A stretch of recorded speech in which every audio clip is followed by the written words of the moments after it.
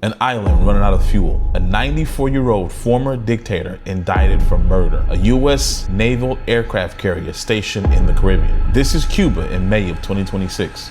And this may be the most pressure this tiny island has faced since the Cuban Missile Crisis. Here's everything you need to know. Let's talk about it.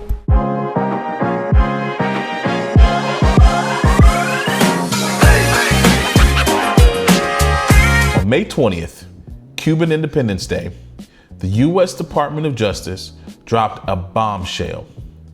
A federal grand jury indictment for former Cuban President Raúl Castro on 7 counts, including conspiracy to kill U.S. nationals, destruction of aircraft, and 4 individual counts of murder, all stemming from a 30-year-old act of state-sanctioned violence. The charges center around the 1996 shootdown of 2 civilian aircraft belonging to the Cuban American humanitarian group Brothers to the Rescue. For those in Miami's Cuban exile community, this case never faded. On February 24th, 1996, 4 Brothers to the Rescue members, 3 of them American, were killed when Cuban fighter jets shot down 2 unarmed civilian aircraft. Acting Attorney General Todd Blanche announced the indictment at Miami's Freedom Tower. We are announcing an indictment charging Raúl Castro and several others with conspiracy to kill U.S. nationals. In their grand jury indictment from April, federal officials allege Cuban intelligence infiltrated the Miami-based humanitarian group and passed flight information back to the regime before the planes were destroyed over international waters. Now, will Castro ever stand trial? He's 94 years old, living in Cuba. The charges are widely considered likely to remain symbolic, but that almost besides the point. This indictment is a message, a legal pretext. Remember, we used this same tactic to justify going into Venezuela and snatching Maduro. Remember, that was considered an excursion to execute a warrant for Maduro's drug trafficking. Now, do I think that we're going to run down to Cuba and drag a 94-year-old man out of his bed? I highly doubt that. But again, this is a pretext, something that we've already done.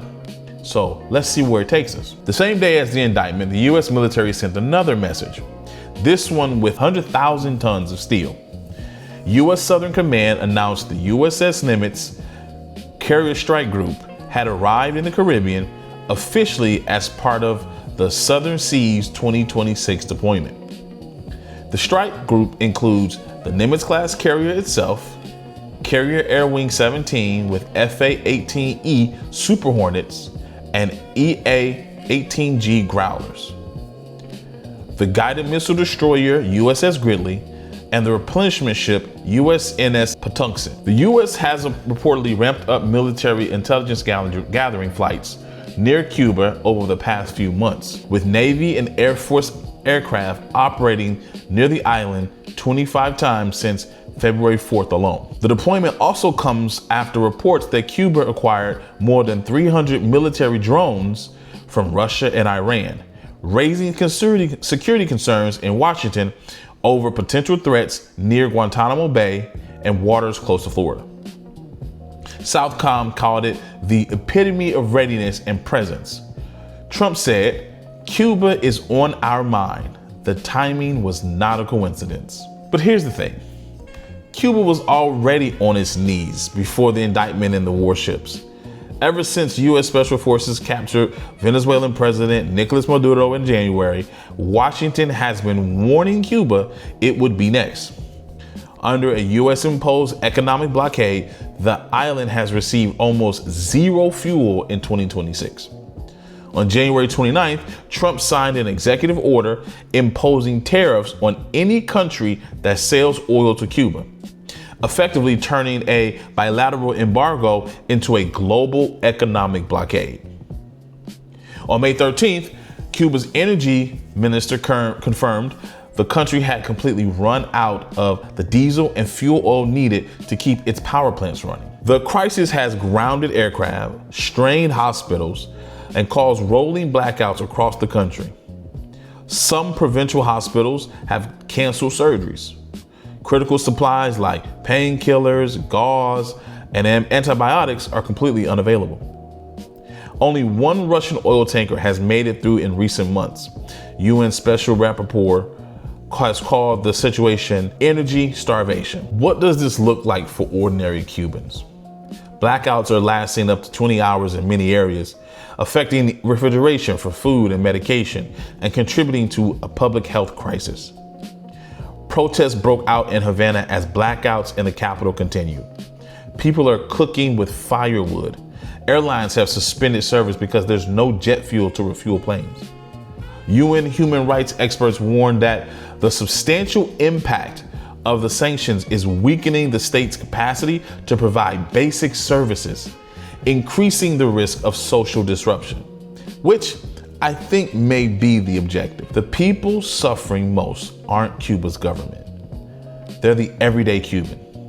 And that tension is increasingly visible on the streets of Havana. So what is Washington's actual goal here? The Trump administration indictment of Raúl Castro is aimed at pressuring the Cuban regime into a deal to open its economy, while making clear that military action is now an option. The charges give the U.S. the same legal pretext it used before the operation that deposed Maduro in Venezuela. CIA Director John Ratcliffe met with Cuban officials last week, warning that the window for talks would not remain open indefinitely. Secretary of State Marco Rubio has backed the fuel blockade. Now, this is important because Rubio is from Florida, Miami, and he is part of a huge Cuban population that has wanted to depose and has wanted to overthrow the Cuban government since the 1950s. You see, there are a lot of Cuban exiles, a lot of Cuban expatriates that live in southern Florida and would love nothing more than to see Cuba go back to its heyday. And they have supported anything and any Republican that has said that they would do that all the way back since post JFK. Now, the problem is that a lot of the people who back this are wealthy Cubans in the South Florida region. And they're some of Rubio's biggest supporters. So there's a bit of a game here, and there is a bit of a quid pro quo. Rubio himself has even said that it was one of his father's dying wishes to see Cuba freed from the clutches of the Castros. The strategy appears to be maximum pressure. Keep the military option visible and wait for the regime to crack. Or cut a deal.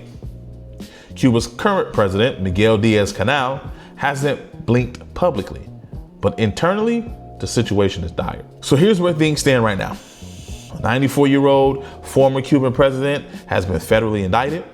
A U.S. carrier strike group is parked right there in the Caribbean. Cuba literally has run out of fuel. And the Trump administration has made it clear this pressure campaign is not slowing down. Whether this ends in a negotiated transition, a collapse of the regime, or something far more dangerous, the next few weeks will be critical. Watch for three things: whether Cuba's government makes any diplomatic overture, whether any new oil shipments break through the blockade, and whether Trump escalates beyond economic pressure. This one is moving fast, so make sure you stay locked in. I don't really know. I've got a lot of Cuban friends. I used to live in South Florida, so I understand the dynamics with some of the older Cubans who remember when the Castros came in and overthrew the government. Some of them have spoken to how corrupt the government was, which caused the revolution. There are many young Cubans who see this as government overreach, who don't have the same nostalgia of pre-revolution Cuba. There are a lot of wealthy businessmen who would love nothing more than to get their clutches on Cuba as a ripe, untapped market for goods and services. But ultimately, the most important thing is that we make sure that we look out for the people of Cuba. You see, just like in Gaza, the people are not the government. Just like in Israel, the Jewish people are not the Israeli government. So we are literally starving the people of Cuba, all because we don't like their communist rulers. And look, I understand wanting to spread democracy. And if you let some of these fools tell it, they'll tell you, oh, the Monroe Doctrine, and we should be able to control everything in the Western Hemisphere. All based on the Monroe Doctrine.